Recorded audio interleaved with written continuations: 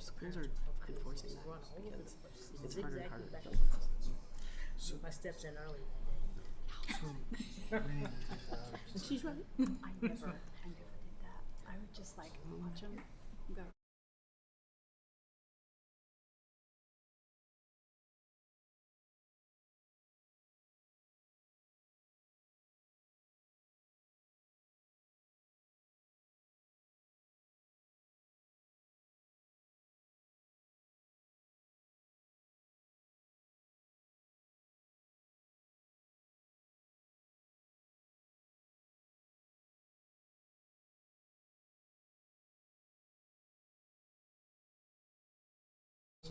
Okay. He knows all the great spots. We have a plan. It's a Okay. shorter route.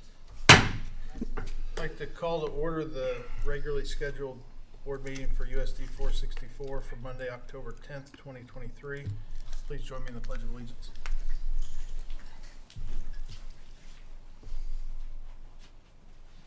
I pledge allegiance to the flag of the United States of America and to the republic for which it stands, one nation, under God, indivisible, with liberty and justice for all.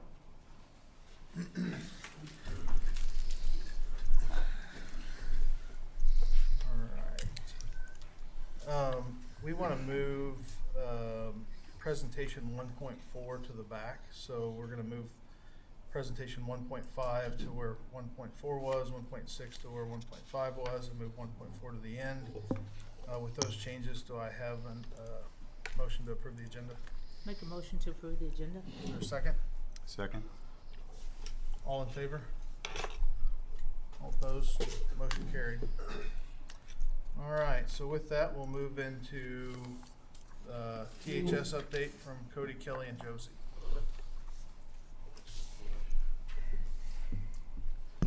We'll get our presentation pulled up here. Okay, well, good evening, guys.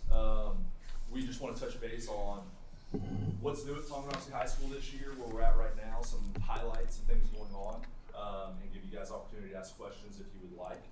We're going to start off, we're going to cover our 3 goals at Tonganoxie High School this year and what we're doing specifically to have success in achieving those goals. The first one was to strengthen our curriculum and to strengthen our instruction, and to do that, we want to develop a routine of systematically analyzing and adapting instruction and curriculum. And that sounds like something that you should be doing every year, and we have been doing that, but I think we've been doing it informally at the high school. And so this year we have formally created the process of ensuring every week our teachers have a designated team time within their department. It's a common plan, time that they share together, with the intentional purpose of looking at our curriculum guides, looking at our essential standards, and then we started off the school year with that. We then did our map testing, and we spent the last 2 weeks analyzing the map data and taking a look at it. And then now taking that map data and using it to, again, that team time weekly to look at our instruction, look and see how we can adapt, look and see where our students' needs are, and see if our instruction needs to change to meet their needs. And so that is something that we are trying to be very intentional about this year, instead of saying, you know, teachers, we know you have a lot on your plate, but we hope at some point you can look at the data also, or let's find a time to look at the data. This year we have built that time into their weekly schedule. Every Tuesday on their common plan is their team time. And we take a look specifically at these items, and then so you can see it up there to the side, team time, curriculum guides. We've already dug into the map data the last 2 weeks that we've gotten back. And then the next step this year is also using IXL as an enrichment tool or intervention tool, depending on the students at where they're at. Using that, again, to kind of meet them where they're at. It's a software program that's individualized, and their map data feeds into IXL, shows us where they're at, and then we can, again, just meet them at where they're at, meet them with their needs. If a certain student is scoring above grade level, then there's work that gets developed to meet them where they're at and give them enrichment opportunities, or if they're potentially below grade level, then it's going to give them intervention work to meet them at their needs and try to get them caught back up. So that is kind of that process that we're trying to make sure we're very intentional this year about making time for that within our day. So that is goal number 1. That's how we're trying to strengthen curriculum. goal number 2 is revolves around the instruction. So Cody talked about curriculum and then now instruction. So we want to develop and strengthen our Tier 1 instruction. When we talk about moving the needle and test scores, we want to focus on the biggest chunk of students that we can and make sure we're giving them quality content and delivering it in the most effective ways. So far we've had 2 PD trainings from Wade Redeker from Greenbush, and the middle school actually had another, I don't remember his name, but Robert Warstaff. there you go. Okay, they had the same training about high impact instructional practices and strategies. These are instructional strategies that are highly effective, and some of them are even called unicorn strategies because of their effectiveness rates. And that was all based on John Hattie's research, years and years of research about what has the greatest impact in the classroom. So our next PD day that we have in November, we've tossed a lot of ideas at our teachers, and they've tested some of these things, and now in our implementation day, they will be able to share out with other teachers which strategies they have already tried, talk about their successes and hang-ups, and hopefully learn from each other and walk out from that training with a whole host of activities that they can feel confident implementing into their classroom. So the other way that we have worked to develop and strengthen Tier 1 instruction is through additional supports in our school building from our school improvement specialist. She has met with our first year teachers and also some teachers that just have sought her out and wanted some additional support. And additionally, we've continued our normal admin walkthroughs, but she also has been doing walkthroughs in the classroom to kind of gather some baseline data about where we are with our Tier 1 instruction, and so that later on we can use that for further PD in order to have PD that really will have a positive impact on the level of instruction that we're giving. And our third goal is our learning environment. We are wanting to improve our academic learning environment by creating higher expectations for our kids. And we looked at some different policies and practices and adjusted those throughout the year. This kind of came through too with BLT in the summer. We had BLT discussions, and they really wanted to have this kind of collective responsibility to improve this environment. And some of the things that we've done are our cell phone and earbud policy. We didn't really have a building policy last year. It was kind of up to each teacher to monitor that. But with surveys from the staff, we got overwhelming that, hey, we want a building-wide policy. And our policy now is that cell phones and earbuds are not to be out at all during instruction. All right, so any instruction time, cell phone and earbuds are supposed to be put away, and they can only be out with express permission from the teachers. So when they're done with that, if kids want to have them out, need them out, the teacher has to say, yeah, you can have them out now. We're also utilizing eHall Pass. This is something I think a lot of local schools are doing it. A lot of schools in our league are using this. It's a system that helps us it does help us monitor when kids are in and out of the classroom. If a kid needs to go to the bathroom, they fill out an electronic pass. The teacher goes and hits OK, and it will monitor how often the kids go to the bathroom. It'll have how long they are in the bathroom. If kids shouldn't be out in the hall together, we can set parameters up where, hey, these 2 kids shouldn't leave. There shouldn't be more than 5 kids in the bathroom. It's really a neat program that you can kind of look back at data and see, oh, this kid's been out of the hall 12 times today. And so it gives us some data on things like that and helps kind of monitor and make sure kids are where they're supposed to be when they're supposed to be. We're looking at grading policies. This again kind of came up through BLT discussion, is that we are making sure that the grades really show what they know. We're looking at different types of, I'm trying to think of how, grade books, basically what your grade book shows. We had a teacher present to kind of do a mini PD early, and he adjusted it as grade book where if certain categories are weighted in different ways, what it's showing. And some of the things that he was finding out is if you have your grade book weighted where participation is getting a bunch of points, we can have a kid get all A's and B's on all this participation stuff and fail their assessments and still get a B in the classroom.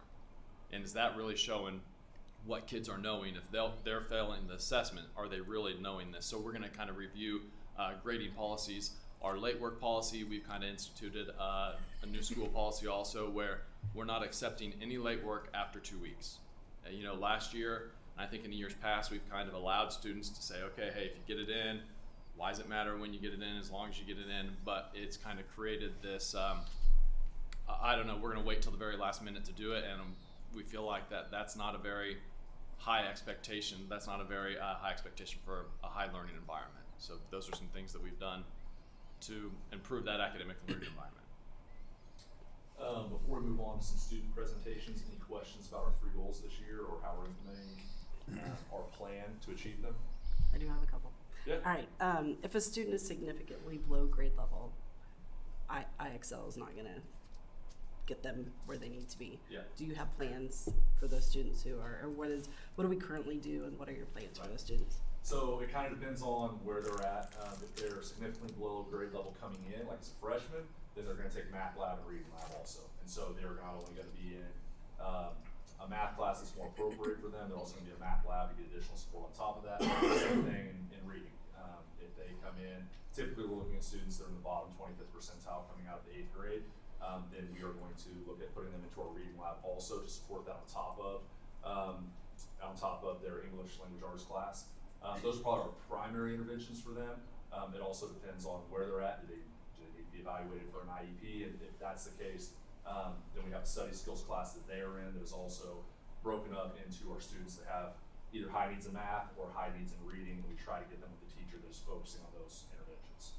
And if they're a transfer student coming in? So if a student transfers in any grade level, and when you test them through MAP data, Gotcha. you see that they're significantly below. Yeah. Primarily in that circumstance, it's going to be getting them in the right class. Like we do have tracks for students that are more appropriate for their grade or for their learning level. And then beyond that, then it's making sure they get with the right sheets in time teacher to make sure they get support during sheets in time. Those are going to be the primary ways, unless.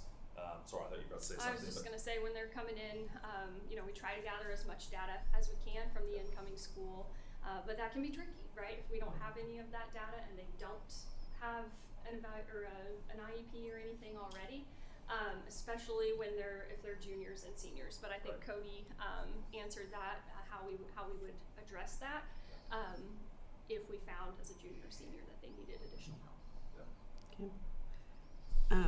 You talked about cell phones and earbuds. So I know some of the other school districts have been putting restrictions on smartwatches as well. Yeah. They're saying that they're just as distracting, and they can take pictures and do all kinds of stuff with their smartwatches. Are we looking at that as well and putting that into that same category? Because a lot of schools nearby have put in restrictions on smartwatches. So I'll be honest, that really has not come up in our building as an issue. Now, I guess there could be the potential of some students using that to their advantage, and teachers just haven't caught it yet, or we haven't caught it yet.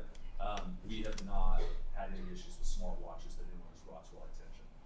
Typically, for us at least, it's been all through a cell phone, and that being the device that's distracting them from learning, unless I'm unaware of something. I've talked with some just randomly, and it's usually dealt with teacher by teacher. Like if somebody texts, and it's kind of hey, not during instruction time. Kind of handle it the same as a warning first, and then if they're still on it, well, then it's the second offense, and they might say, put your watch on my desk if it becomes a distraction in class. I mean, I think they handle it the same as if you're using an electronic device that you're not supposed to be using. It's kind of the same thing. Yeah, but that, I guess, Hasn't that really happened has not very come up often. much in our high school. Okay. So. And the gradebook. I'm glad to see that you're looking into that, because I think that's been one of my biggest frustrations, is to see, like with my own children, see that they do great in the in-class work, and then when they go to take a test, they don't do very well. And I hope that we not only look at that with the kids, but we also look at the instruction maybe that they're receiving, and why did they do well in in-class but not do well on a quiz. Yeah. So I do appreciate that you're looking into that. So thank you. No, I think, there's definitely a correlation there that we are looking Yeah. at. Okay. Any other potential questions over just our 3 goals and how we're achieving that in the building?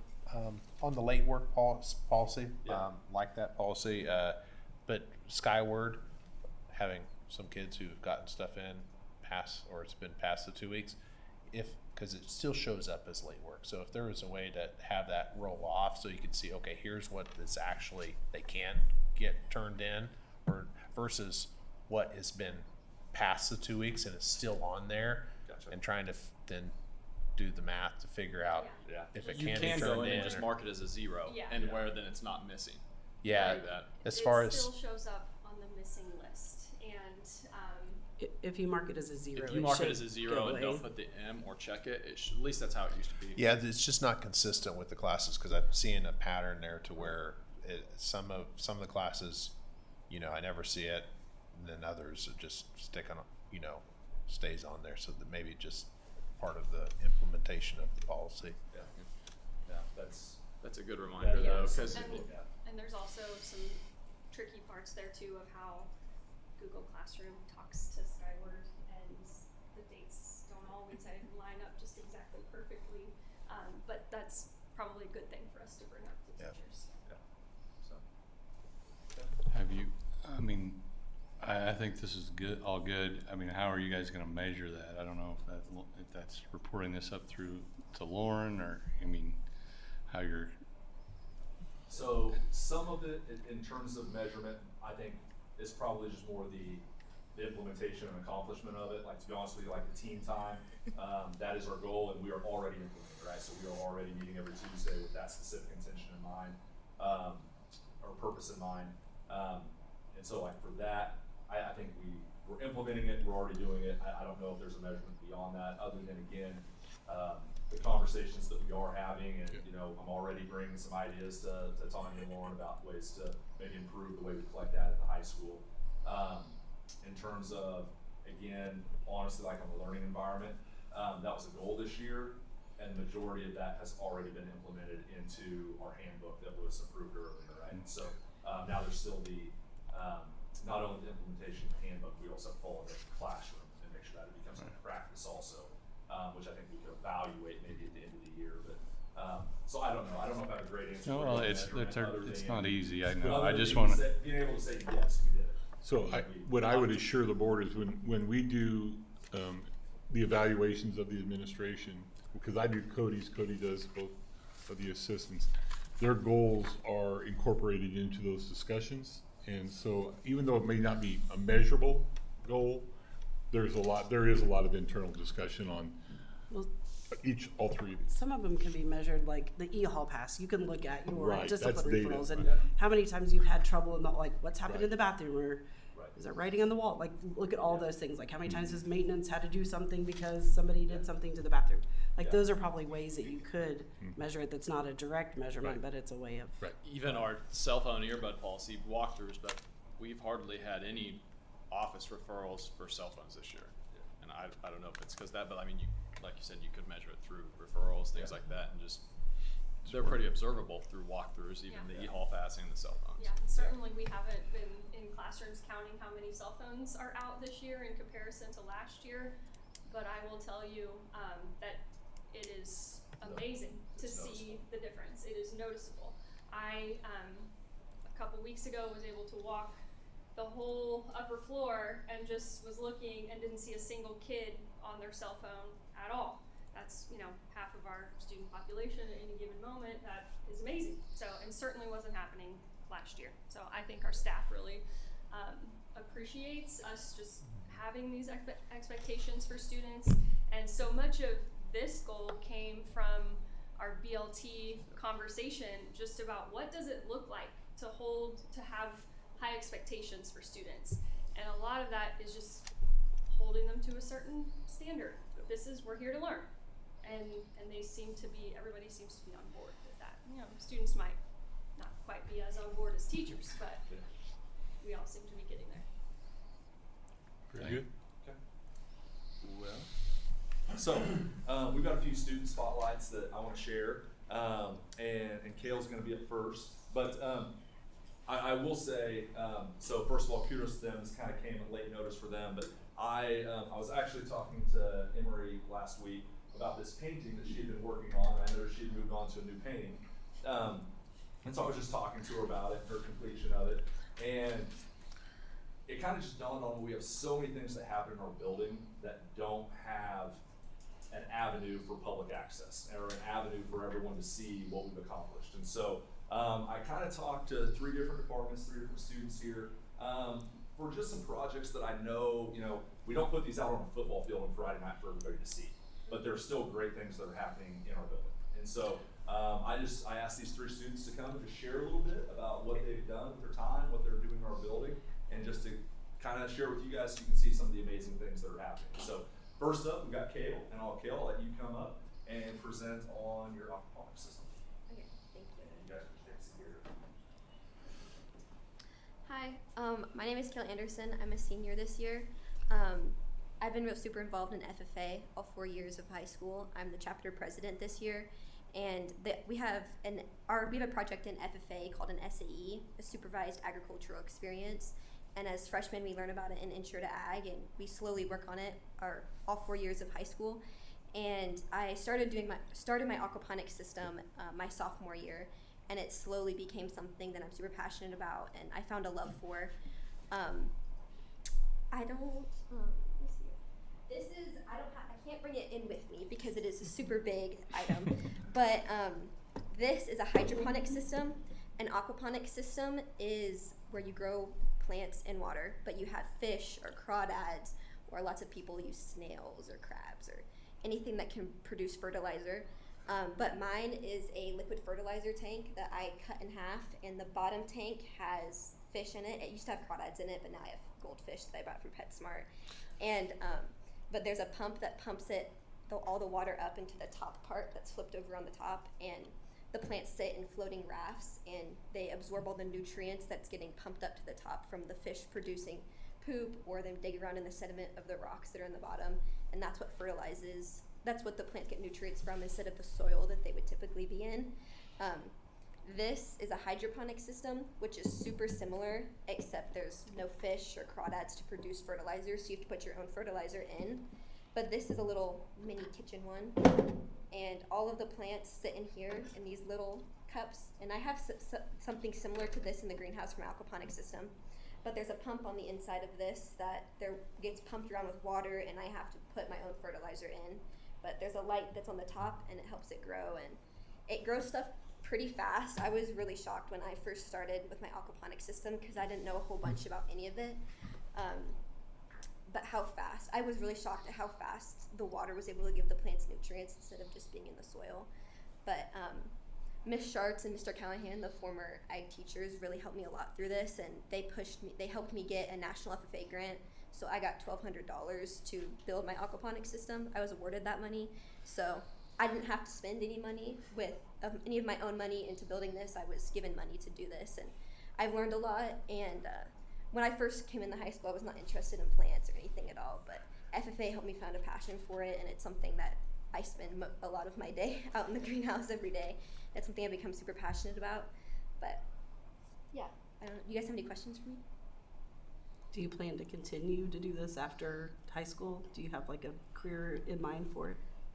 Yeah, I've learned a lot through FFA with how many different pathways there are in not even just in agriculture, but even just in the horticulture business or horticulture industry. And I am interested in going into agronomy, which isn't exactly hydroponics or aquaponics, but plants in Well, general. we have several agronomy majors, I think, Yes. at K-State or that have been at FFA before, so they might be kids that you could also talk to about I've that. got connected with them, and Ms. Sharts, Mr. Callahan last year in former years helped me with that, and Ms. Thompson, our new ag teacher, has really helped me along with this too, because I've had lots of bumps in the road with figuring out the aquaponics system, because they kind of learned alongside me and helped me get through it all with figuring out the ratios with what is too much for the fish and what's too little for the plants, and finding the perfect balance to find a happy spot for both the fish and the plants. So yeah. So I have a question. So when it comes to the plants, can you grow anything together in your system? Are there certain plants that work well with other plants? I haven't tried growing different stuff with other stuff, just because I've kind of found a happy medium with just same plant all across. Okay. But leafy vegetables is what I found have worked the best, like lettuce or kale or spinach. Tomatoes, I tried tomatoes, didn't work out too well because the rafts in the water don't give them enough support that they need. But but yeah, I've spinach and lettuce is what I found works out really good in that, and it takes up as much nutrients as it needs, and the fish provide enough for it, and it's not too much for the fish to take care of. Okay. It's good. Thank you. Thank you. Thank you. Thanks.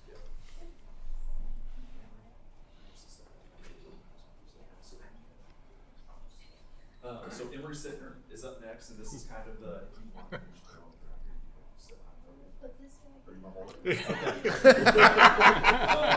Honestly, Emery's nervous, so I told her just talk about your inspiration and maybe how Michelle can help you through this. But this is the painting. I thought, okay, our board really needs to see this to know that we have students that can do this. So. I will not be able to live up to that speech. I'm Emery Sittner.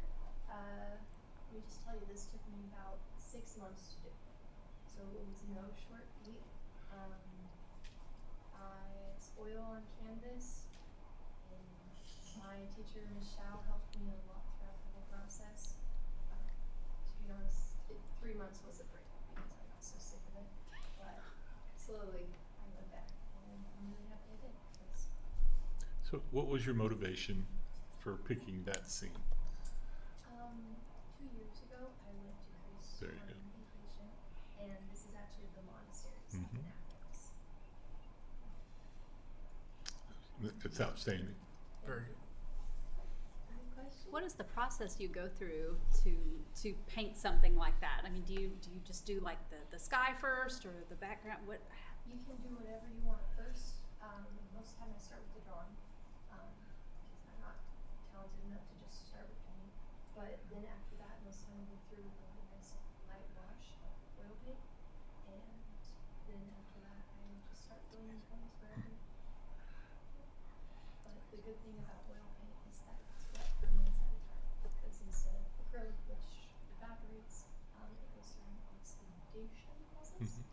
So my out was good for the entire time. Very good. Very nice. Yes, Any that is. questions? No, I'm impressed. Thank you. It's very good. Thank We you. have a request for you to stand up here and turn so the camera can see it.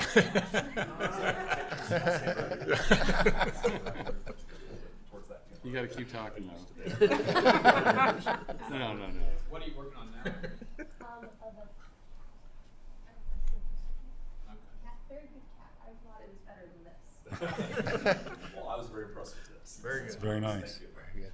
Last up, we have McKenna Claim, and I'll let her kind of secure you. McKenna, if you would, I know if you want to hand those out, you can, but then Stephen and Mike, so they can hear you Okay. online. So I've been doing an independent study through the business teacher, Mr. Falgren, and he's been helping me with marketing applications. So I've had the opportunity to work with several businesses in the state of Kansas. My first project was with the First Security Bank that just opened up on the highway. So they have a grand opening this Thursday, and they contacted me, and I was able to make invitations that they're mailing out to everybody. I made flyers for their social medias, and I brought some copies that I'm going to hand out to you all.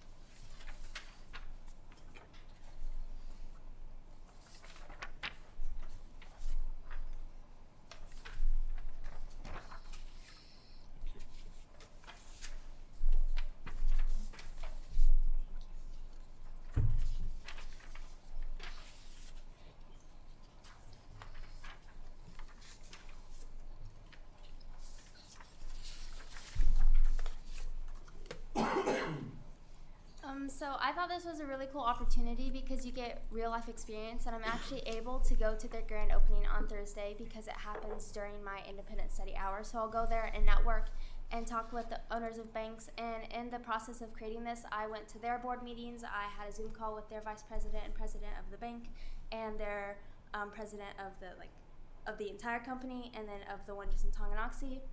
And so they talked to me through ideas and like the normal creative process. I sent a design, they sent it back. They're like, "Can you change this?" And I sent it back and sent it. Like took a couple days, but that was the finished project. And then the project that I'm working on now is through an ad agency in Kansas City, and I'm helping redesign a website for a bone health clinic that just opened up. And so what I've been doing is creating mood boards, and the people in the ad agency have been talking me through this. So I've made 3 different directions that the company can go, and then they help me select one, and then I'm going to make a stylescape. And a stylescape is like an elevated mood board. You go through, and it's going to basically be what like the website would look like. So it's very proportional to the amount of pictures, to the colors, to the font. Like every detail you put on it is very particular to how the website will be. And so I've been going through the process of creating that, and then I'll put it in front of the company soon, and then they'll get feedback and we'll help redesign the website. And this has been a really cool opportunity because this is a non-traditional way to go more into the workforce, because it's not like I'm not going to really schooling. This is just I'm going straight into the workforce, and they're just helping me learn along the way. And so Mr. Falgren's really helped me because he contacted all these companies for me, and he got me started, and he kind of like pushed me out the door. He's like, here, I have this really cool opportunity. Go do this, because he knew I would thrive in that situation. So, any questions? So you're working on the website. Are you going to help put it together once, like, you have all the pieces to it? Are you going to help actually form the new website? So there is a website already up online because they just started and they just needed something, but there's a lot of parts that are unfinished. And so once I design everything, then we'll help. Yeah, I'll put like it all into place on the website, and then we'll republish it for the public. Yes. Very good. Very good. Very good. Thank you. Thank you. Thank you. Yeah.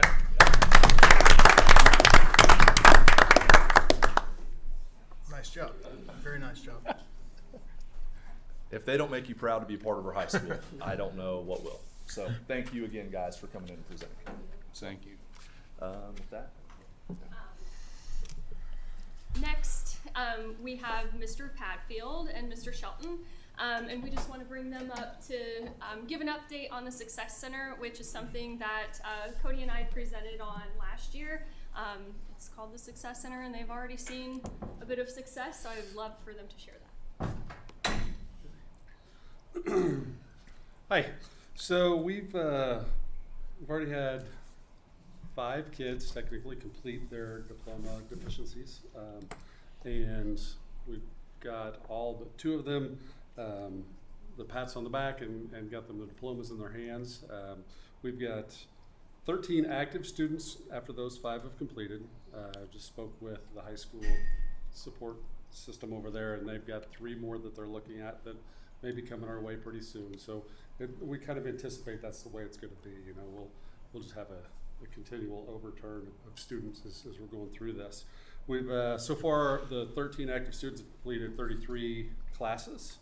The program we use is great for the required classes. It's a little bit limited on electives, so Mr. Shelton and I have been working on developing some electives that we can present to the students ourselves.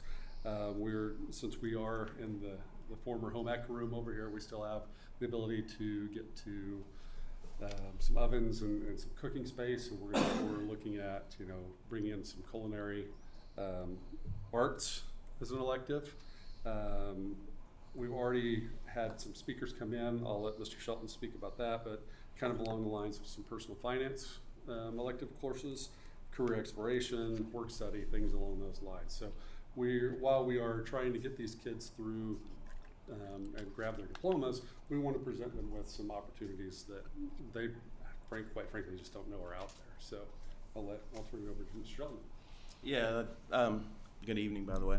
I think the big thing about probably what the community thinks about alternative education, sometimes I think you think, oh, they're just sitting there staring at a computer all day, and that's part of it.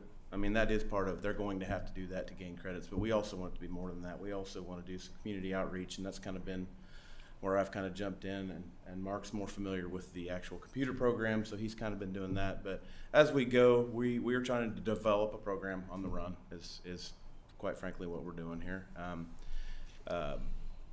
We want to develop it in a way that the kids can, number one, graduate. We want that diploma. That's going to help our graduation rates overall, but also we want them to be successful when they go into the adult world. So that's why we want them to go out and explore careers. We want to have people, we've already had 2 speakers. We had Jody Smith come in and talk to them about the 2 tech schools, KCK and Washburn Tech, and the programs they offer. So they can possibly go that route if they want to transition to certification in some way. We also had First State Bank come in. Debbie Kriviansky was very generous and came in and spoke to them about, the importance of building credit right away, the importance of starting to save. And I'm quite sure those are things that probably a lot of our kids don't get at home. I know my kids when they went to college, I was so concerned about college prep courses and getting them in college that, honestly, I probably didn't do the best job I could have done in teaching the budget side of life. So that's one of the things we're trying to do. But also we're going to take some field trips. We've worked with Tanya in getting approval to do that, and we've got 4 trips lined up, one tomorrow. We are going to the One Union Trades. I don't know if you're familiar with them. They deal with like industrial painting, glaziers, drywalling, things like that, and we do have some kids that are interested in that. They have apprenticeship programs that can start paying them $26 an hour for a year apprenticeship. Just a great opportunity there. We are taking them to One Labor Union, operating engineers, operating engineers.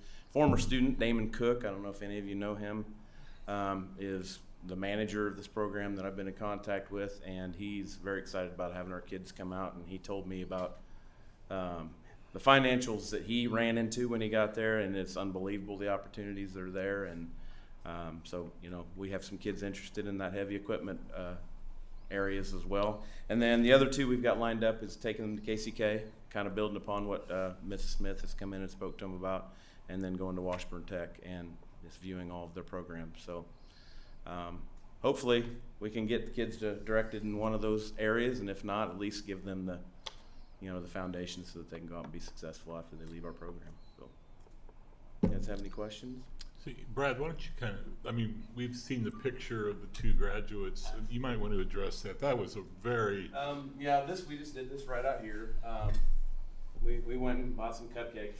We want to make it something that's rewarding for them in completion, but also don't want to overshadow the regular route. But these kids, the smile that they have here on the camera is that's the way their faces look the entire time. They had a couple family members come in, and we just did a little 10-15 minute celebration out here, got some pictures. And then since then we've had one more, and same situation. We're doing their ceremony tomorrow at 2 o'clock. If anybody wants to just stop by and view what it looks like. Really short and sweet, but it's also, you can tell it's important to these kids. And quite frankly, I'm not sure that I'm pretty sure that some of them, a couple of them, would not have made it going the regular route. They just needed that different environment in which to thrive. And These kids they're already in the cracks. We're pulling them back out of the cracks before they slip all the way through. So I'm real proud of what we're doing over there, and very appreciative that you guys have set this up and allowed us to do this for these kids, because it's doing great things for them. You have any questions? Thank you, Feel Brad. free to ask. So not only do you have what would be seniors, you got under the younger kids as well, right? We've got one with about 9.5 credits, all the way up to 20. They could reach 21 and go and just exit. But if they want to walk with their classmates, they have to complete the 28 credits. Olivia, she was slated to graduate with last year's class. So we do have some younger, we have some that are coming back of their own accord because they're real close to finishing, they just didn't quite get it done. So. We've got a good mix. Some of these kids, they want to go to work. They want to get their 21 credits, and they want to go out and earn money.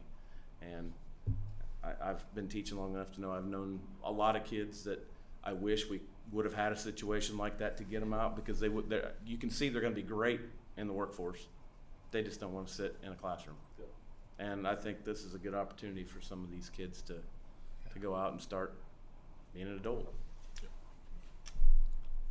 I like that you're giving them the foundation too, not only the coursework, but also the practical application of life, the budgeting and, the field trips that, frankly, parents aren't going to take them there. I mean, I know as a parent, it's hard to find time with working and trying to get your kids to different places, visits, but I just appreciate that you guys are doing that. We're so fortunate to have Debbie Kriviansky and her team members at First State Bank.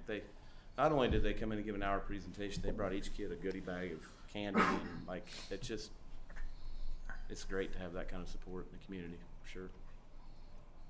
Well, I mean, thank you guys for doing this. I know we probably held up. This could maybe would have been in place a year earlier, but we asked a lot of questions. So, but I'll kind of flip it here. I mean, do you have the resources you need, or is there anything more? Or, I mean, Well, like Brad alluded to earlier, we're very much building this airplanes we're flying, so we really don't know exactly what we're gonna be asking for yet. So far, we've been working with Tanya, and so far she's been very good about getting what we need. We don't know exactly what we need for the culinary side yet. That's still kind of a work in progress, but we are gonna need some kitchen utensils. And to answer your question, and just to be quite honest, like a budget line, so that will help us with our planning, going forward. So, I mean, other than that, I think we've got what we need. We're pretty resourceful. oh, I know you guys. If you're used to working out of that church basement, you can do anything, Mark. I know that. Surviving worse. But I mean, I think that's probably something. The budget.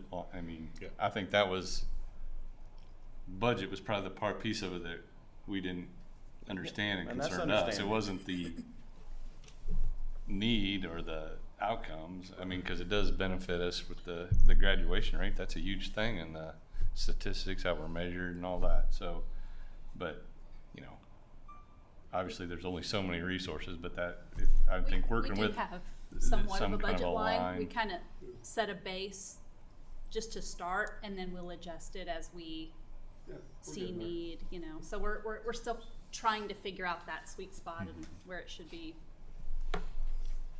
Well, thanks for Thank taking you. it. Thank on. you. Again. They're pretty resourceful. Not only is Mark a Hall of Fame athletic trainer, he's also an Eagle Scout. He loves when I bring that up. I'm going to go over an activities update. Cody always puts me at the end in case we run out of time. He just cuts me off, so looks like we still have enough time. Partially true. I'm not going to talk about all the things that we've been doing. We know all the great things that we've been doing. I think, we had Drew and I were at regional golf today. I mean, we got cross country and soccer. I mean, you guys see all that stuff. I'm going to talk about some of the new things that we're doing at the high school this year, because I think you guys are pretty aware of what we've been doing. So, state debate. We are going to host state debate January 12th and 13th. We're taking a day off of school for the students on that Friday. We're going to have over 300 students and coaches here from 1A to 4A. So it should be a pretty cool event. I actually was in Mr. Harrell's class today, and you walk by and you just hear all this noise, and they're in there practicing. Well, all 25 of them are practicing at once. So I took a video. I need to send it to Becky. But it's pretty cool. So if you have the opportunity maybe to come help, I'm sure there need to be some judges or anything on the 12th and 13th. I think that's pretty cool. It'll be a cool event. It'll be nice to showcase our facilities. We'll be in every room in the high school and about 8 or 9 over here too. So I think that's a pretty neat event that's coming up. The Protecting Students from Abuse course, this was something that I've talked with Stephanie about, and we're going to have where every one of our head coaches is taking it this year, and then next year it'll be every single coach. And what this course does is just kind of helps coaches maybe identify abusive behaviors, misconducts, some things to do and don't do when reporting. And so I think it's just another thing to kind of, just another tool to help educate coaches too. And so this is something new that we're implementing this year.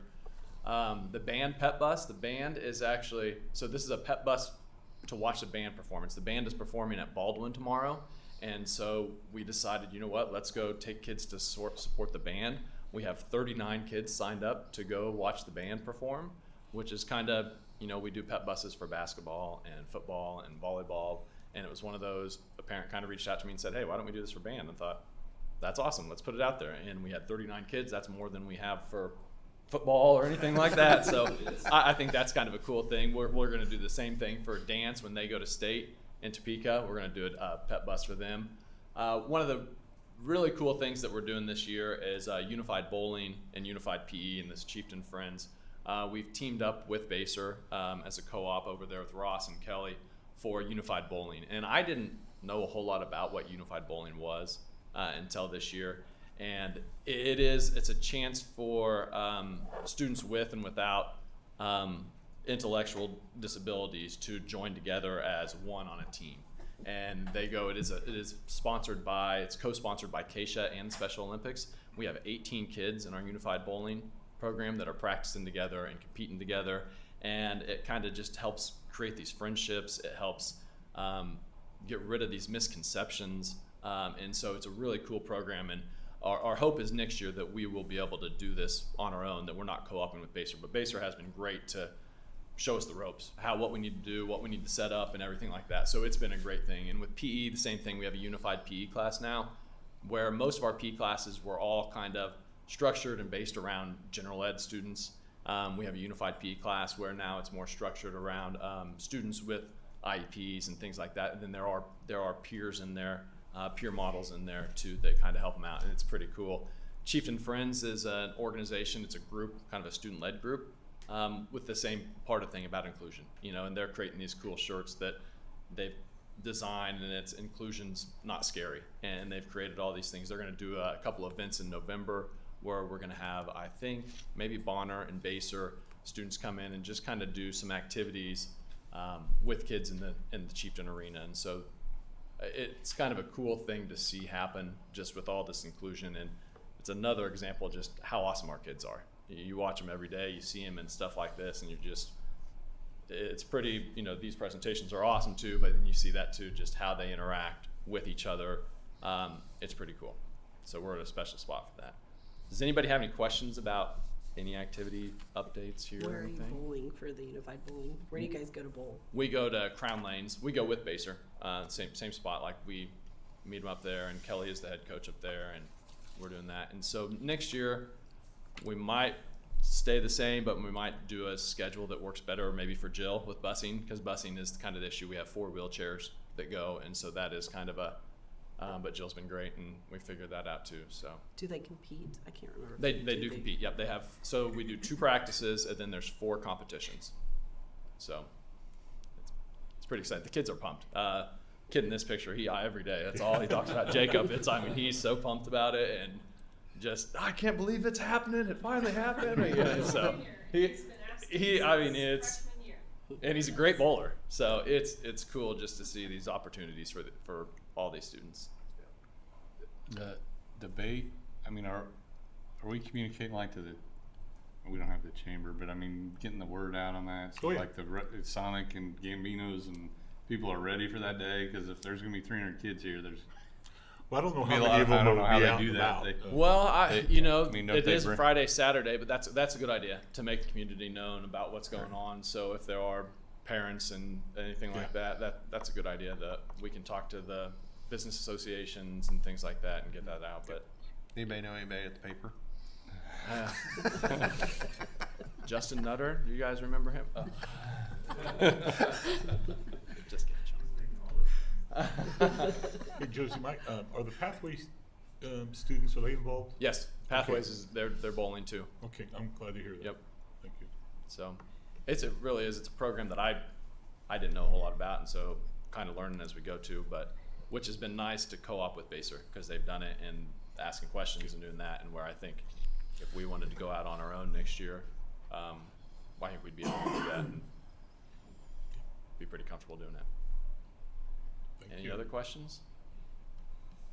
Thank you. All right. Thanks for having us. Thanks.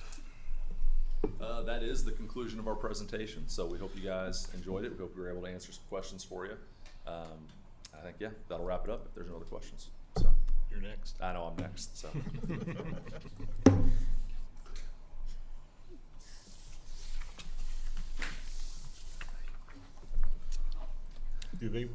Does Forrest want to pull that up? Is there anything? He can. I shared Or do a you hard guys- copy do you with all need of it? you guys. Is he going to discuss Spanish Yeah. at some point? It's Is what? he going to discuss Spanish at some point? Yes, I mentioned she asked about the Spanish, so make sure you. Oh yeah, well I'll just do that real quick. Sorry. So it's been asked about the situation with us having a Spanish opening that's open essentially immediately. without getting into too many details, we had a teacher that just needed to step away for personal reasons, nothing on our end where we had asked her or anything, but for personal reasons needed to step away. That is going to be effective next Tuesday would be her last day. We posted the position. We were fortunate that there was actually a pair at the elementary school who is fluent in Spanish and looking to get into education and kind of move up in what her roles are. And so we were able to sit down and meet with her and explain the situation, talk through the classes, her courses, what she would be teaching, what the expectations would be, what a potential transition would look like. Our current teacher, Mrs. McLaughlin, has been great in that also. And so, yeah, we have that person. I don't know if I should say her name here, but we have a para at the elementary school that is going to transition to the high school and as a long-term sub fill that position for us more than likely through the end of this school year, simply because we've had no other applicants yet, and it would be unlikely for someone to be able to come in January for a half year. But And how does that work for licensure? If they're not a licensed teacher as a long-term sub, how does that work? so there's a waiver for a sub license. I don't want to misspeak here because that's a little bit more your world, but there's a waiver for a sub license, and that's what she would cover that class under. So. Yeah, we've had to complete waivers for other long-term subs before who've stepped in medical situations, those types of things. So we're familiar with the process and we've got it going. But we are, to be honest, for the situation, I feel like we kind of hit the lottery. To have someone in the district who wants to move in that position, who's fluent in Spanish. She actually does have a bit of an education background, but it's corporate education and education through corporate settings. But she understands, having learning intentions and goals and what you're trying to accomplish. So we were fortunate, honestly. So. And we do have Brandy Taylor working with her. Yep. And our school improvement services. Yeah. It also helps that Mrs. Hoops was a former Spanish teacher also. So that's another, we got lucky, so. Okay. Any questions about the Spanish position other than what I was able to provide? Okay. With that, we'll slide into, I presented JBCC last month, and you guys have had a month to review it. I will say before we get going, in September, I think we kind of got hung up on the capacity conversation and what that's going to look like. That's really, the capacity conversation is a conversation for later. Even as we were talking to Chad Higgins and some other representatives, they said don't even worry about setting capacity right now. It's really more about looking at the the policy, which does speak about setting the capacity, but it's really just more about approving that policy right now, JBCC. So this evening, really our goal needs to be to look through this and decide if we are good with how it's been presented as JBCC to adopt into our board policy. Two notes to this. What I've given you guys has some potential changes in there. Those are in red, and some of what would be replaced has a strike through it in red.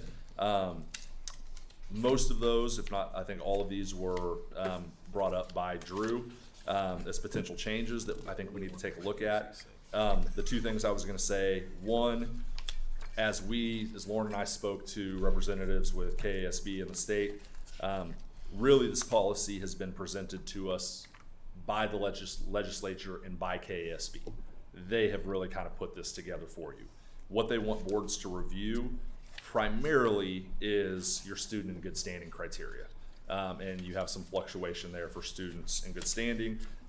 Like we've suggested a 96% attendance rate, which falls in line with truancy, but some school districts may choose to go a 90% attendance rate. Anyways, that section on the last page, page 6, is really what they wanted schools to review. There are some changes that have been brought up by Drew that we can look at. I think we just need to decide if we want to look at altering any of the language in there. That was not necessarily the recommendation with those that we talked to, or really Lauren spoke to, that most of this language has been put together by legislature and KASB. So I think with lawyer help. Correct, with their attorneys. And so page 1, there really are no changes that were brought up. If you guys jump to page 2, at the top of that, that first paragraph there, there's some potential changes in the first and second paragraph. Drew, those were your maybe suggestions, so I don't know if you want to talk us through those. Well, actually, and then all we- of them are just clarifications or just cleaning up, because there was, sometimes it just didn't have clarity in the way it read. Which sometimes happens if you get a bunch of lawyers in the room. Yeah, that's really all of mine. I didn't know the context has changed. It's just, I was reading it, I was like, I think I know what it means, but it wasn't really clear Yeah. to me. So trying to make it so that it can be Right. understood by everyone equally well. Yeah. So looking at the top of page 2 there, again, the suggested change would be, the original would say receiving school district means a school district of non-residents of a student who attends school in such district. There's, the proposal of changing it to a receiving school district means a school district where a non-resident student attends. No, So, I mean, I don't know if we have this as an action item. I mean, I don't know if we want to debate this all right now or work through that. I think most of the changes is, I don't really, nothing against Drew's writing, but the definitions worry me just because they've been through legal review, and I don't know the statute and the different things, so I wouldn't really want to mess with the definitions. I mean, the others are just make it better it's a better reading. I don't think they change. I mean, they don't really change anything, clarify things, but It would be helpful if they tell us, they actually give us direction on what we can or can't change in the future.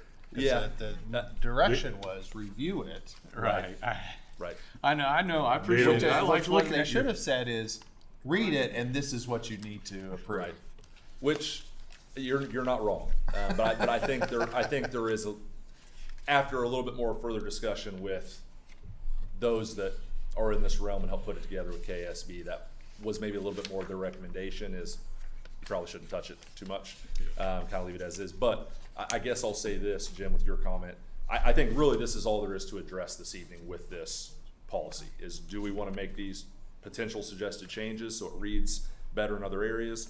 Other than that, then is the conversation of yay or nay on that, and then are we ready for a public hearing at the next school board meeting? We have to set policy hearing date and time for next month. That's part of the action item. The Well, only thing I two don't separate agree with is the receiving school district and the sibling with That's, what Drew changed. That's the only thing, I would be really careful with that and keep that as they had presented it, because especially the sibling, because they go in to explain, it's not just somebody as a parent or two parents in common. Actually, the parent, but I changed it because in the early section, they define parent and they include all of that already. It was redundant. Yeah. So they include foster, half adopted and all that kind of stuff. That's where that came from. Otherwise, I wouldn't have done that. Yeah, I think I would just leave that part, but everything else is The just. half-blood is a little weird. But Well, Harry maybe Potter. that's a legal term that you need. The warning we had, to Stephanie's point, was we would open ourselves to interpretation is what they kept. If ours is going to be as confusing as everybody else's, then I guess I'm okay with it. I think it will be very similar to everybody else's, Yes, if I not really word for do. word in most points. I But mean, yeah. other than that top of page 2, it Yeah, it improved the reading of it, but. it- But I would just be careful. I would not want to change the definition of those two. Yeah. There's really only one other spot. I think most of the other recommended edits, again, are like adding, instead of June 30, June 30th. I like the change of, instead of saying multiple, Yes. on page 6, saying more than one, because I think that more closely defines what we're saying. It's multiple. No, I like that. I agree. I like that change because I think that is more clear about what we're saying. Right underneath that on page 6, the only other part where there was a bit of a strike through of multiple words, it says, so that second to last bullet point, the student has had one or more, the student has had more than one behavior referrals in the current school year, excluding suspensions, and then the original reading says, excluding suspensions, a manifestation determination determined to be a manifestation of the student's disability, and then it continues on. And the recommendation is, or potential edit is, excluding suspensions due to, and then a strike through of several words there, and then a manifestation of the student's disability. But you said for someone like yourself, that what was there makes It is wordy. Yeah. To someone that deals with that every day, I know what they're Okay. saying. You're repeating the exact same thing you just said, but It repeats the process. right, a manifestation determination is determining Yes. if a suspension hearing is due to a manifestation of their disability. It's not something, I'm still saying it's something I might get tongue tied on, but I understand what it's saying if you work in education policy. So to get to the punchline, your recommendation would be to accept the red lines other than the 2 definition changes, leave those as boilerplate, and then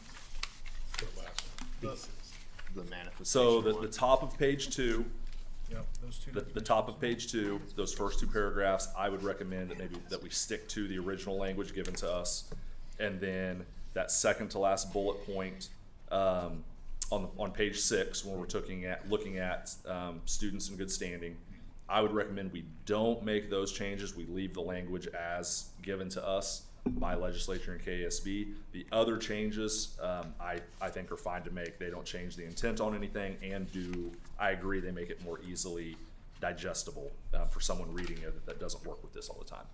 So that would be my recommendation, and I think that's, again, the decision to make tonight. And then just to make sure that we're aligned, so during the action items tonight, we need to approve a hearing date and time, which will be the next regularly scheduled board meeting. And we need to publish this with those definition changes in the paper. The hearing. Yep. And I believe that is, we have to post it twice within 2 weeks leading up to Right. the next board meeting. Yeah. Do you have to post the policy or just No, the the notice. notice? Notice of the hearing. Yeah. And then we can put the policy on and ask the 2 consecutive weeks need to be on the district website. We're not even approving the policy now. We're just No. approving Yeah. a hearing No, and the publication. right, Yep. Yeah. And then hopefully at the So- December board meeting, yes. we can vote on So the they policy. could come back with the policy at that meeting with those So, changes. so when we publish the hearing notice, we don't have to post the policy, No. just a note, okay. Just that, we have the hearing notice, we have that. It's a strange process because you're basically Yeah. told by law you have to do it, then you still have a hearing that Says you're gonna do. Right. don't ask questions. Yeah. Yep. And I know we're not gonna debate it tonight, but the capacity discussion will take place when? So we have to have our capacity set by May 1st. May 1st. So by May 1st, we have to have our capacity set and publish it. And so that'll be a conversation, when we start getting into the spring. And as we brought it up, we were on the phone with Chad Higgins and with the SDAC, who's become a little bit of an expert in this for a lot of school districts in the state. He said, don't even talk about capacity right now. He said everybody is focusing on just getting JVCC passed locally and put into their board policy, and there's going to be a lot more conversation January, February at the state level, coming down locally between school districts about the process of setting capacity and what determining numbers based on special programming looks like at a high school level, or facility constraints at the elementary level, or not for us specifically, but just So in deal with the districts. first- Those are possible scenarios that no one has worked through yet, and there's some, I don't want to say definitions, but there's some guidelines that really need to be So better they're not certain what communicated. it looks like. No. No, we are approving in our JVCC policy the modes that we will use to determine capacity, but they're somewhat vague. They're going to give us a fairly wide path to narrow down with later and figure out, okay, what really fits our situation. We got a policy, then you got to come up with procedures. Yes. Yes. So across the street, they're asking for groups of volunteers to implement it for them. Par for the course. I still think it would be worthy of consideration as to what an early enrollment could look like, to get a sense of the current students, some or do they plan to come back? What do they plan to take for electives, some of those kind of Yeah. things? Because the timing on this is We already not did, optimal. you already did that for seniors this year. Yeah. So you could just implement that same process for the whole, like, Yeah. the whole high school, or We will continue it know. on even more. We will know February what our pre-enrollment looks like for next year. Now, that's not a guarantee. No, I get it. Our pre-enrollment process really is all the students we have. If you're going to enroll in classes here next year, what are you interested in? And let's start looking at numbers. How many kids are requesting ag welding 2, or how many kids are requesting video productions? But we would have a sense of that and where constraints might be based on staffing or facilities. But we would not. I think what you're saying is a little bit, somewhat of a conversation already with parents to say, hey, are you going to be here next year? That we typically don't do yet, but we could. I think the statute as it is out of order. Yeah. And to the extent that we could affect change in our world by understanding what their plans were, we'd be better off for it. So. Yeah, agreed. Okay. Anything else you guys need from me this evening? Cody, we appreciate the work you've put into this. You really led this Yeah, not a problem. discussion and research.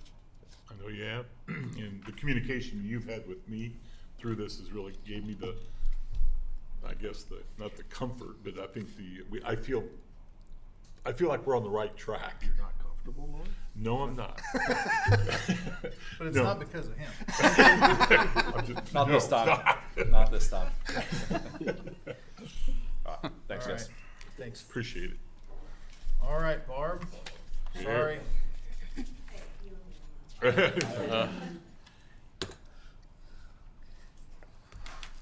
good evening. My Good Barb. evening.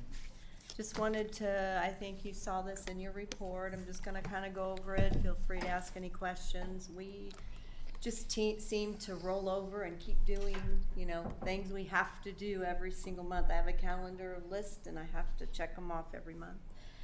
During the summer, wanted to let you know that we switched from grab and go during the COVID time, and we switched to congregate eating. Actually, we were not allowed to do that. We had to do congregate eating. We provided hot meals again, and we served them from May 22nd to July 21. This year we provided 2,303 hot meals to students, 281 hot meals to adults, and I'll tell you, our adult meal counts went up because they, where can you get a meal for $5 anymore? And so that's what we had to charge. The staff liked the schedule because they worked about 3 to 4 hours a day instead of even about 7 hours doing grab and go for morning and lunch. We only serve lunch because I just don't believe that we have enough people coming, to make it break even. I feel like we do quite a few free and reduced applications, definitely 500 plus. We have to go through those as best we can with a fine comb tooth, is that what I say? We have been calling and writing emails to families. There were some families who would not fill out an application. I don't know if they don't know, they should. Many of them are repeats. But I think I contacted every single one. Some denied them. There's nothing really I could do about that. And then we did a district reminder email, Lauren said, and that helped bring in some more people and some awareness. So Barb, right there, the effort she put into making those contacts brought those numbers up.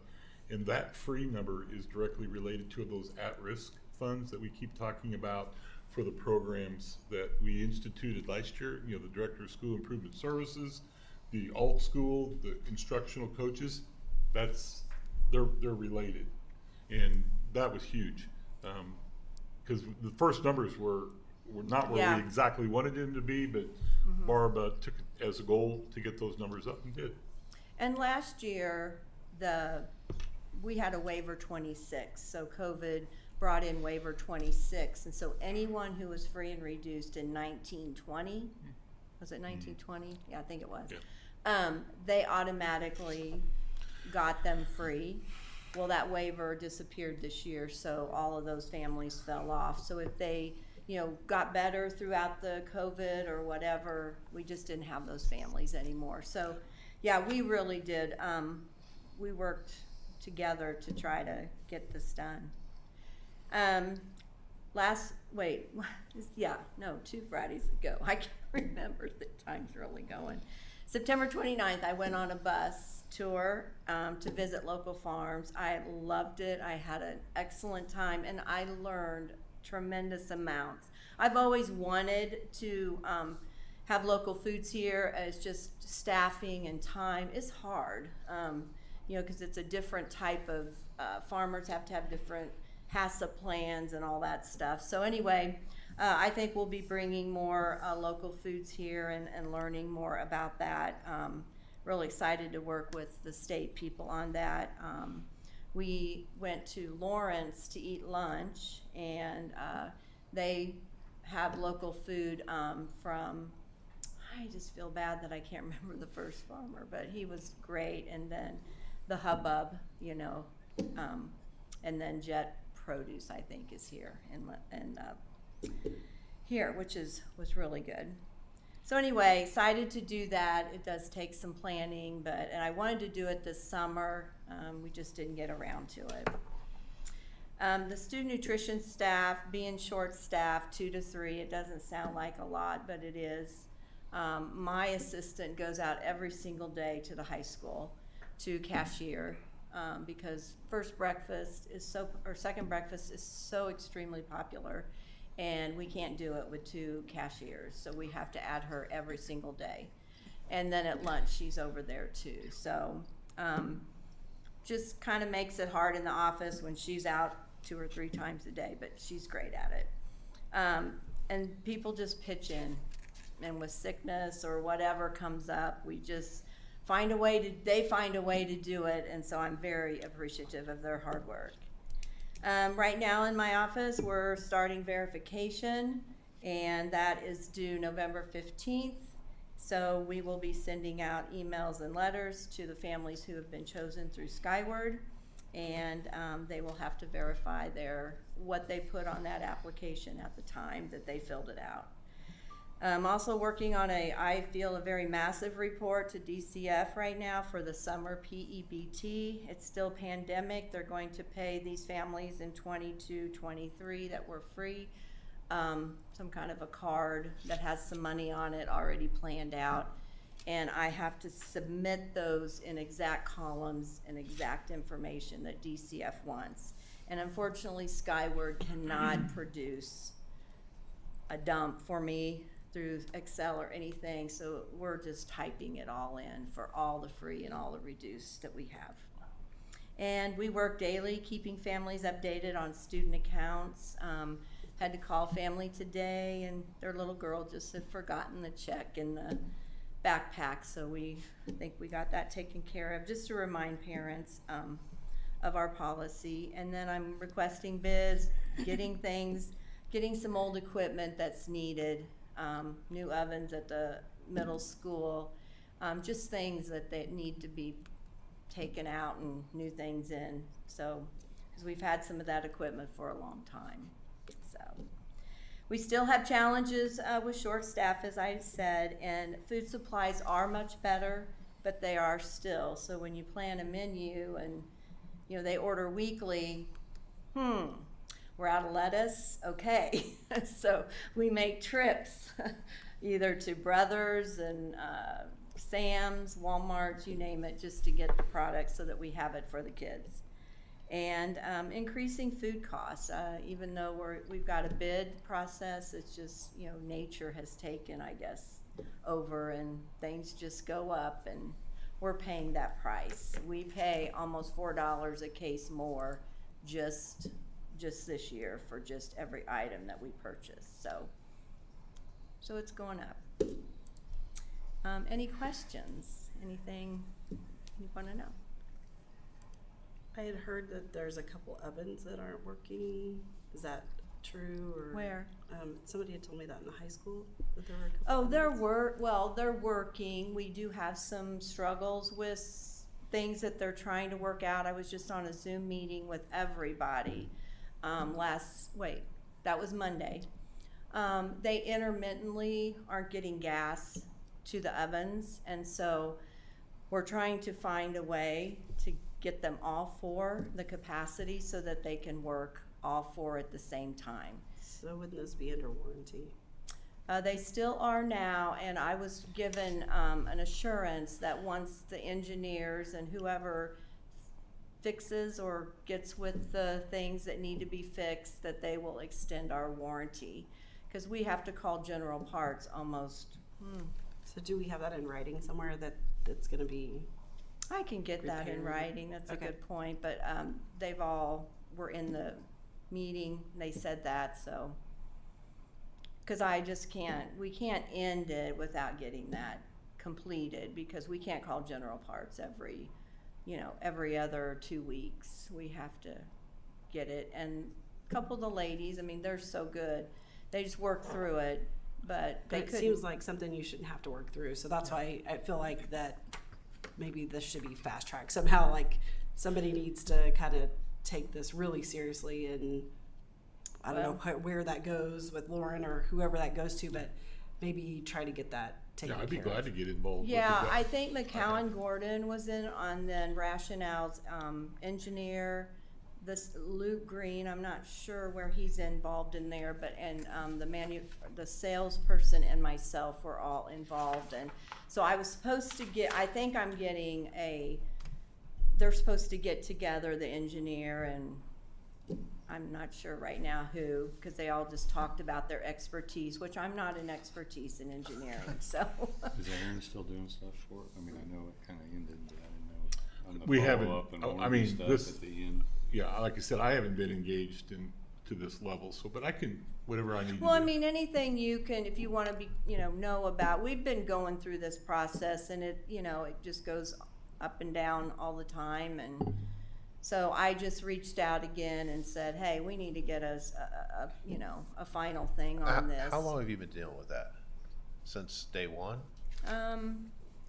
Pretty much. It's just something with the gas line is what they're All saying, right. but I don't want to step on any toes because I don't know what the actual problem That's all right. is. We'll step on toes. Well, but we don't know right now. All four of them just go in and out, not able to use them because of the gas. Okay. And so the guy told me the other day that she should be able to turn it off and restart it.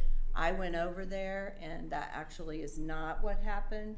So you've got people saying, yes, this is it. We just, I think they are very serious about getting it fixed. It's just taking time getting them together, I think.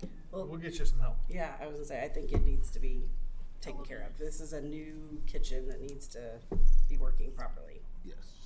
Well, I mean, it's working good. I think that's the only thing that we're just still, I can't really tell you if they even know what's going, what is happening with this. And I have another question that you may not be able to answer. It might be somebody else. But when this, the low student lunch balances.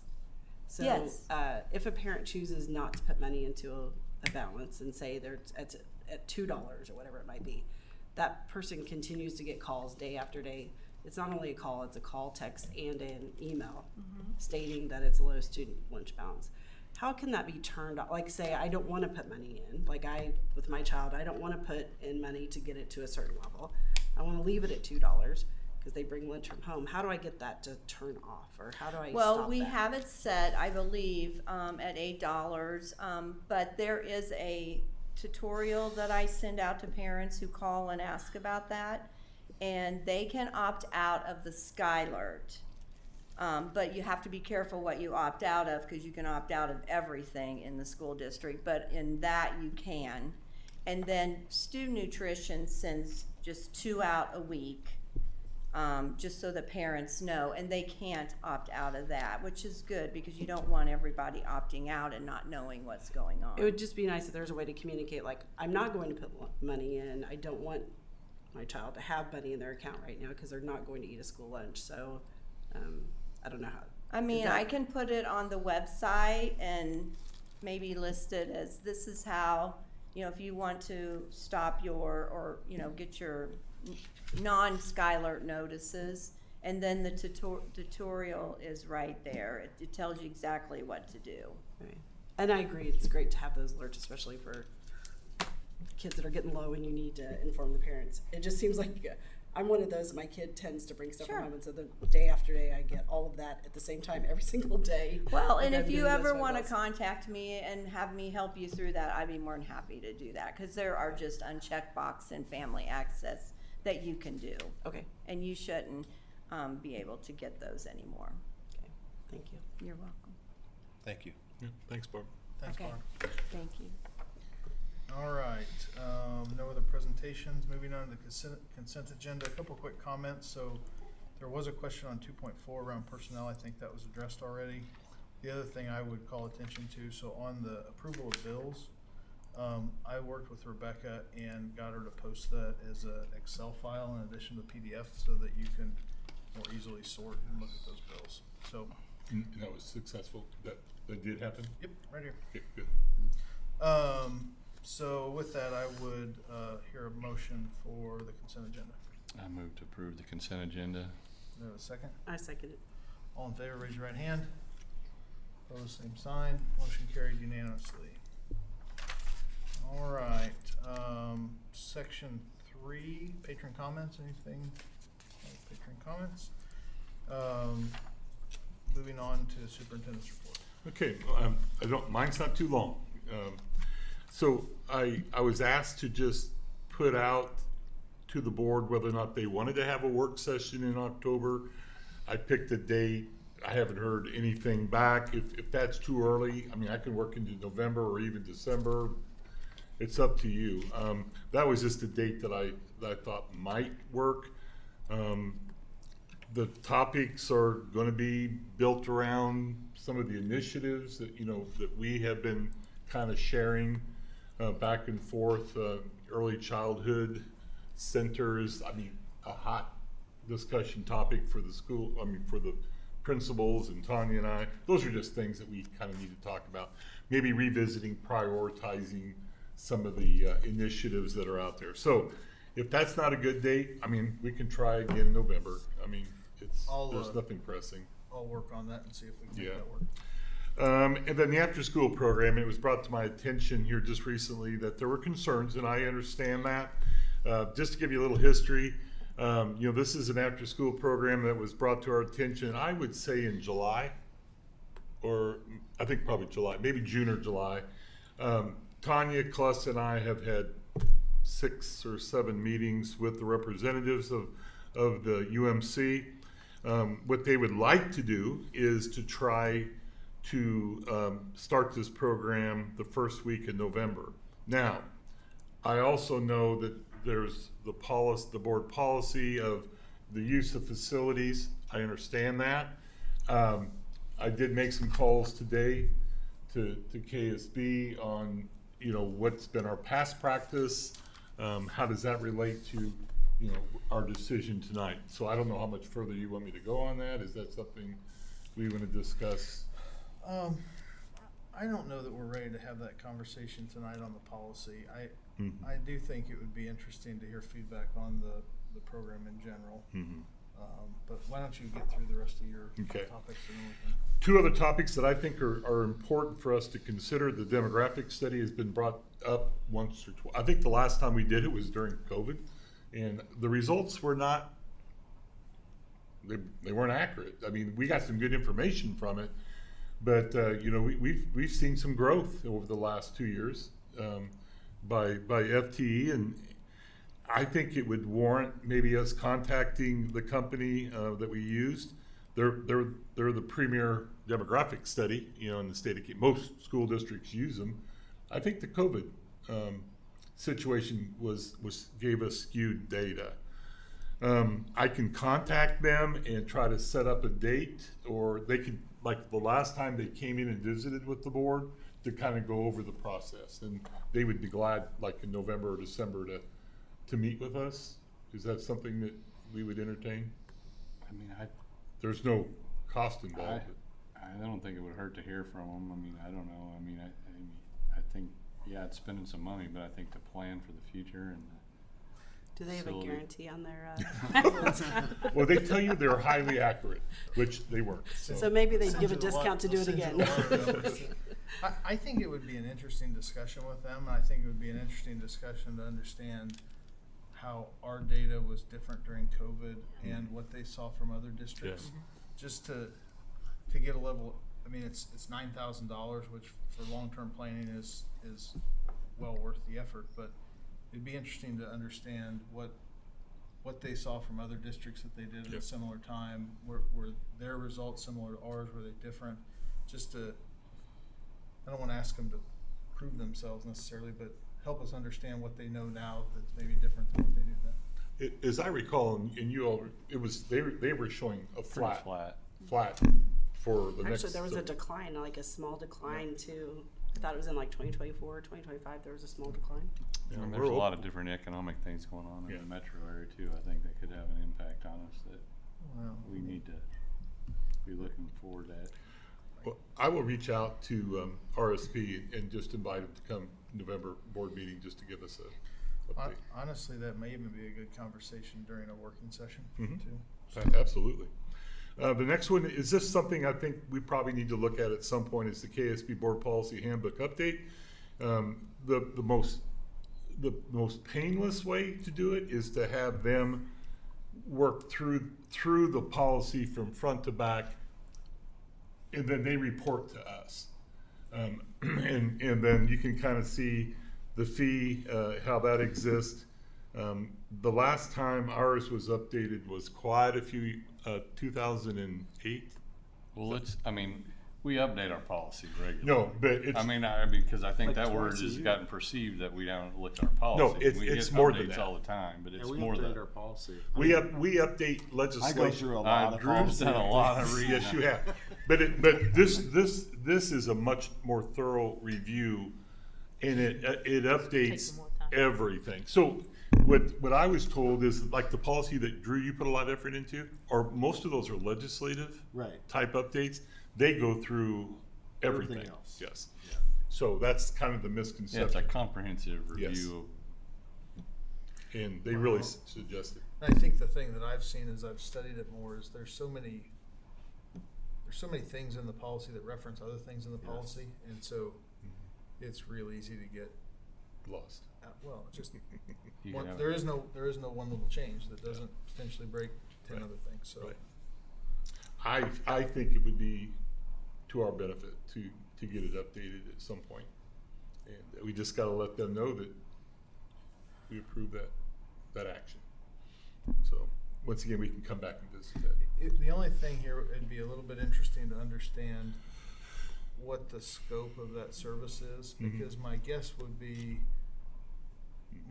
there might be some back and forth, and I'd want to make sure that we didn't feel like we were getting nickel and dimed as we just iterated. So let me get more information Yeah, on that'd that. be good. Yeah, it's really a comprehensive review of the policy, because you may not have that much up to update at when you're done with it, but it was reviewed in whole Hmm. in a comprehensive way. Okay. Thank you. Then my last two, the district site council meeting we had on last week. It really turned out to be one of our better district site councils, and by that we broke it into three parts. We had Brandy talk about her position as director of school improvement services. Becky Naserode talked about her initiatives with social media, which were, and telling our story, a positive story. It was very well received. Then Tanya and I just did a Q&A to end it out the evening. We were there. It was from 6 to 8, 2 hours of that. It was a good evening. I was glad to do it, and I think the people there appreciated it. Ryan was one of the ones that was there. SRO agreement, just give it your attention. I've been contacted by the Tonganoxie PD that we need to review this. The contract runs out. The new one starts on January 1, so we will again need to revisit this. That's really all I have to report on. I mean, we haven't had an official meeting yet, but I do need to sit down and go over that.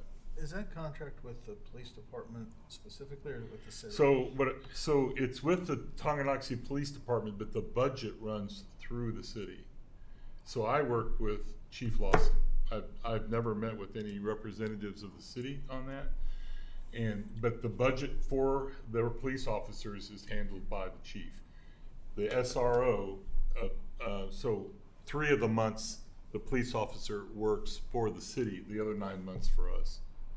And so that's what he's recommending, is that we look at either 60 or 70% of the salary. So do we just pay them directly then? And they It's a contract. It's a 5-year it's an annual. annual contract? Yeah, it's an annual contract. And thank you. That's what I have. So can we talk about the Yeah. after-school program? Yeah, So, I think my concern is the current facility use policy is pretty vague, and it will certainly set a precedent to have that kind of after-school program, and would possibly create a situation where, you know, we couldn't tell another requesting organization no. And so this isn't the action item part of the agenda, but you know, my suggestion would be that until we have a much more detailed facility use policy, I'm not sure we ought to agree to this. And I think it could be a very good program. So this is in no way a reflection of what they may or may not do. I just am concerned that it opens us up to liability in other areas and risk in other areas. But certainly, I think Lauren would appreciate feedback from any other board members that are willing to give it. Yeah, it's very subjective right now versus objective. That's my, it's the opinions versus something that say, hey, you meet these criteria, you did, you know, or how it's structured or something like that. It's very. The only thing that I talked to KSB today, and the only thing they said is, have you already set a precedent? You know, for use of facilities? Yes, you know, we have. So the decision we have to make is, are we going to hold the line? You know, are we? What's going to be our future? Well, but if you implement a new procedure, then it changes all then that. then This you is reset. this is a little bit like planting a tree. I mean, the best time to plant the tree was 30 years ago. The next best time's today. And whether we've gotten ourselves into previous trouble with facility use policy, now's the perfect time to fix it. And if we have to go unwind some things that we've already done, then that's what we have to do. So my only question is, I mean, so I've looked at the policy. I mean, do you have any, or do we need to sit down and look at it as a group to know what changes we might need to infuse into that policy?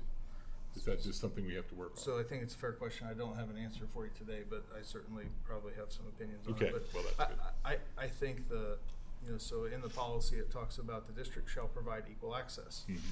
Well, I mean, to me, equal access means if another group called us in November and said, I also want to do an after-school program, and maybe we had concerns about that group and, you know, what the impact would be and how the community would feel about that,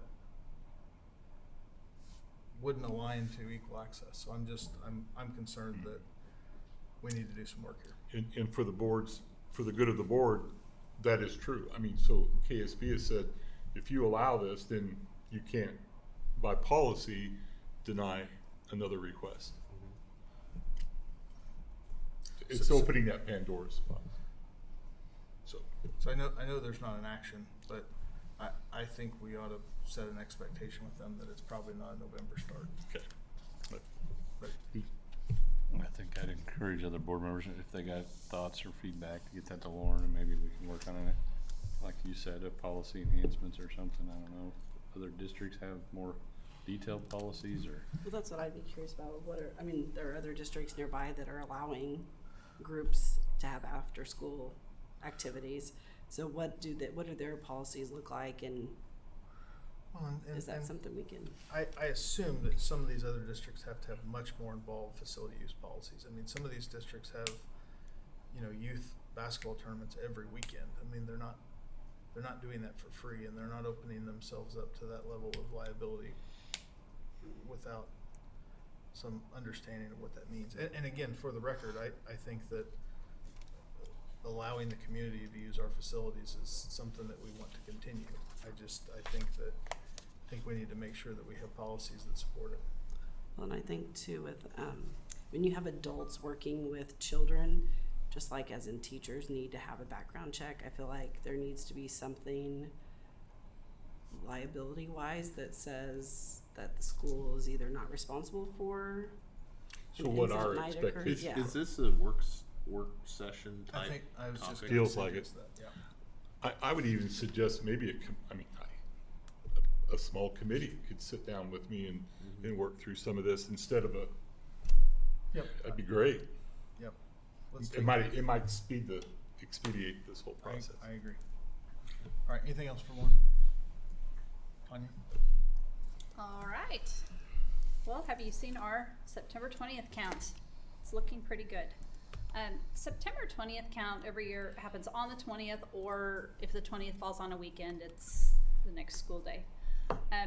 It's not as simple as just counting bodies in the school. There is a huge process to that.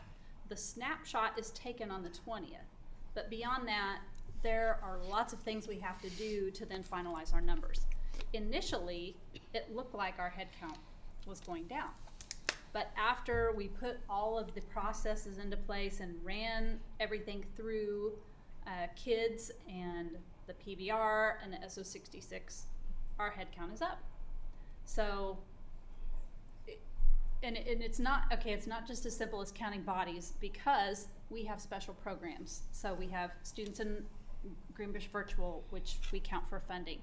We have students who live in Tonganoxie but attend school in Basel. You know, you have to count all of those extra kids. We also have early childhood kids. Some of the kids in special education or receiving special education services don't even come into the school. They receive those services in a preschool or daycare. So those are kids that we have to count with all of these programs and make sure that we have the correct head count. So our head count is up. 2017, last September 20th, it was at 1946. So we are currently a positive of 71. That doesn't mean we have 71 extra bodies in our schools right now. That just means that in our programs that we serve, we're up 71. Our FTE, which is the full-time equivalency, we are up 11.9 on that. So it's 1,915.7. Well, how do we get a 0.7? Well, any student who attends part-time is counted at a decimal rate. So if it's half-time, it's a 0.5. So that's how we figure that. And students who attend virtual, if they're, you know, if they don't have a full class load, they're counted as like, say, a 0.8 or 0.7. You know, it really just depends on the specific schedule. And preschool students count as a half a student. So it used to be kindergarten, now it is preschool, counting as a 0.5. Our adjusted FTE, and that is a 3-year average of our FTE, it excludes those preschool kids, the 4-year-old at risk and now 3-year-old at risk, virtual, and students who attend the Kansas Academy of Math and Science. So we are up 54.3 on our adjusted FTE, which all that to say is great for funding. We're a growing district, so there's our numbers. Do you have any questions on those? Which one does go off the for state funding? Is the adjusted Third one. FTE? Yeah, 54.3. So last year we were 44.6. It was 1859 last year, so we were up. We were up in head count 40 some. I don't remember the adjusted. But this is a significant increase. Yeah. Do we track like a breakout of that per building then to kind of know, you know, is this just high school kids coming in, or is this middle school? I mean, is it a straight line up, or is this? A lot of it is the extra programs. A lot of it is early childhood. We are experiencing an explosion of early childhood students. So that is one area that we're really gonna have to give some serious thought and consideration to. How do we continue to serve those early childhood students who need to be served? And that includes, right now we're serving 3- and 4-year-old students, but that includes our birth to 3, and parents as teachers as well. We have parents as teachers in the building now. Those students are on our roll because they are our community students who will be entering into our schools. Will that just flatten out our 3-year average then? Because, They I don't mean, use we've the only done 3-year that so average. many They- years. They don't use the 3-year average anymore. It's this year or the previous. Or, Well, I'm just saying, when you Oh. start a new program, we haven't been doing the early childhood. right. We've been growing, I mean, I thought you meant for funding. that's not like a population growth, that's like a program growth, and we got a bunch of kids earlier. Those kids are gonna flow through for the next 12 years. So is that a one-time thing that's gonna flatten out? I don't think it's a one-time thing, because You- we're still not serving all of our early childhood kids. Ironically, our kindergarten numbers weren't as high as previous years. And yet we have 80 to 90 early childhood students on a waiting list. And one thing I found really interesting this year, for the very first time, I received errors saying that we could not count our virtual students also as career tech ed students. And many of our virtual students are career tech ed students. They attend virtual for part of the day, and then part of the day they're in a career tech ed program. So I found that a little confusing. We had to choose which one to count them as. Are they going to be counting as virtual or CTE? Which, to me, they can be both. So that was a little unusual. When we do a demographic study, you know, obviously they'll look at new industry in the area, they'll look at how high our taxes are, they'll look at all kinds of stuff. Do they look at programs too? So are they looking at what goes on in the building, or is it more? That's part of the So that's part discussion. of That's the- part of the interview, Mhm. to get a better picture So of the district. Because I think Jim's question is a good one. If we're bringing kids in the building earlier, which would be great, that would imply that there wouldn't be, should flatten out after that. It wouldn't continue to pop every year. Okay.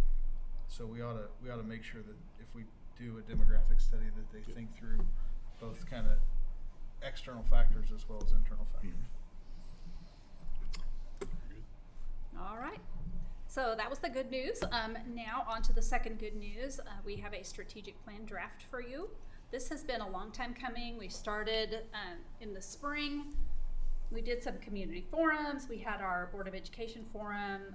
We did community surveys, staff surveys, student surveys, and feedback from the last 5-year KESA plan. So we have all of this. We had just a lot of data. And we put all of that together. We worked with our admin team on September 25th to brainstorm through the process of coming up with the final piece of our strategic plan draft, which was the mission statement and motto. So what you have in front of you tonight is the mission statement, and that, keep in mind these are all draft. These are in draft form, so we can certainly update, revise. This is the mission statement that our admin team felt really complemented the vision and the strategic goals. And so we ended up with this as a mission statement. We inspire and empower students and enable them to excel in academics, the community, and life. And man, we spent a lot of time hammering through this. The wording, just different words. This is what we came up with in our motto, which again complements that mission statement, would be inspire, empower, excel. Our strategic vision we had developed earlier, and that is the 4 pillars that you see basically. Student excellence and accountability, and then there's a sentence under that that describes student excellence and accountability. People and culture, family and community collaboration, resources and service, and then our strategic goals. Now these are the broad goals. We will have SMART goals.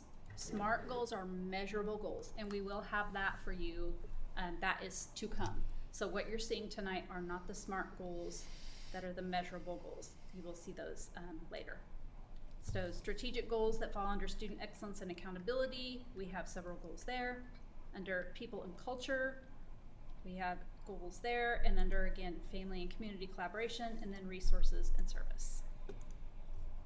So there's nothing to approve here tonight with this, so you have time to look through, read through these, see if this resonates with you and what you remember and feel from our forum that we did. We spent a lot of time digging through data and coming up with all of this information. And next month we will come back to you and see if there are any revisions we'd like to make. Once we are comfortable with all of this, the mission statement, the motto, the strategic vision, strategic goals, we'll write those SMART goals, and then we'll put together a document that basically tells our story.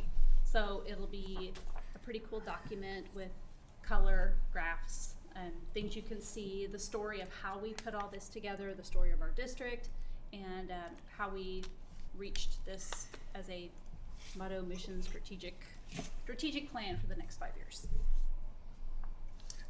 So can we talk about this some if we have a work session? Mm-hmm. Absolutely.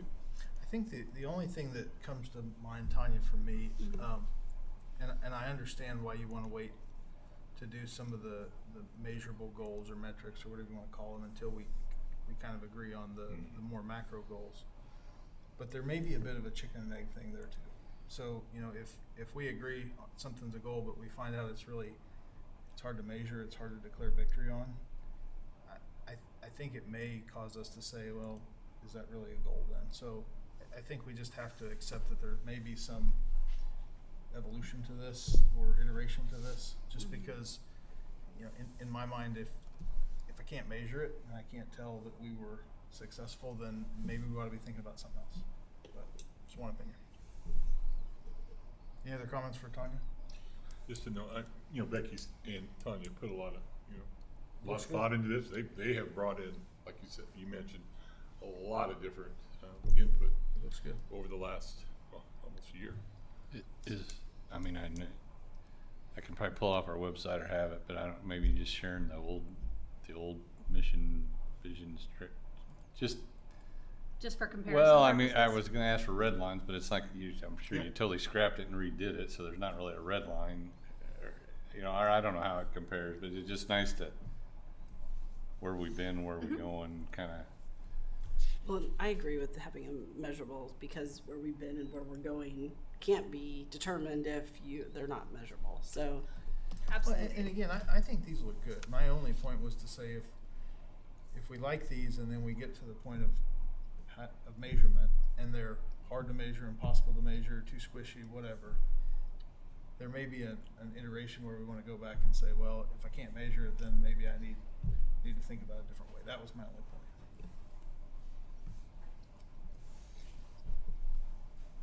Any other feedback? All right, so let's move on to section 5, action items. So 5.1 is the approval of a hearing date and time for the JBCC policy.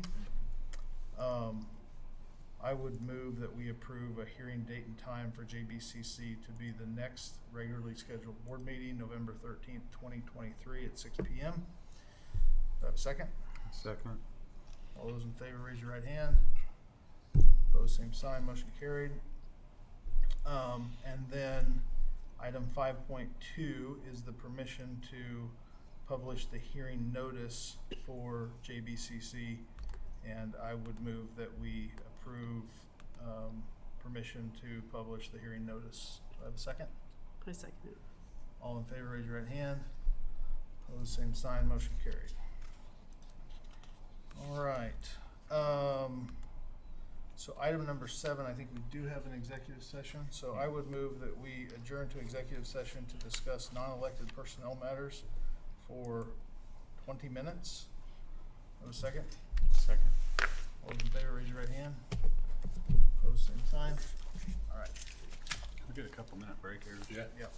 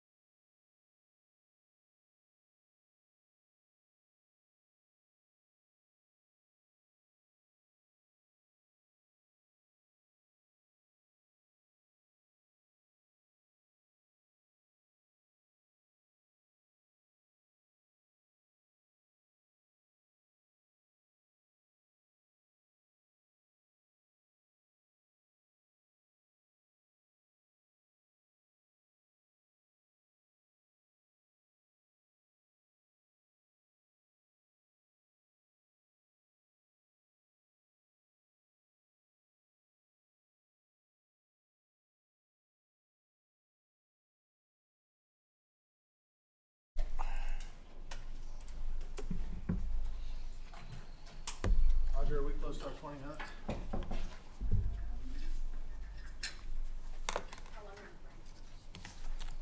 How much did? How long do we need One- to one subtract minute? out of our 1 minute. 1 minute? 10 seconds. Good. Perfect time. Yeah. All right. We will come back into session. No actions out of executive session.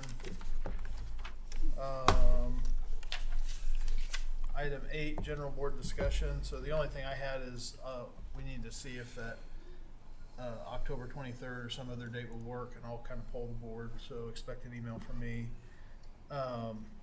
Any other board discussion or announcements? Well, one quick question. This is kind of silly, but the Friday report, you went to a Google Doc. Yes. Yeah, can't open. I have a heck of a time with my phone looking at that versus a You the word we had or a PDF. I don't want me to make your work harder, but I struggle to get to it. The PDF better? Yes. You can still do the Google Doc, but save it as a PDF. Yes. Yeah, the only problem with the Google Doc is from your phone, you have to ask permission every time. Okay. No, I can do that. And then you can't, if you do get on, you can't expand it and adjust it because it's off to one side. Okay. Good to know. I think It a is on my PDF phone. would help us. Just Yeah. No, that's fine. Okay. I think we're adjourned. I'm glad you said that, Jim. I thought it was just me doing something different. I didn't realize that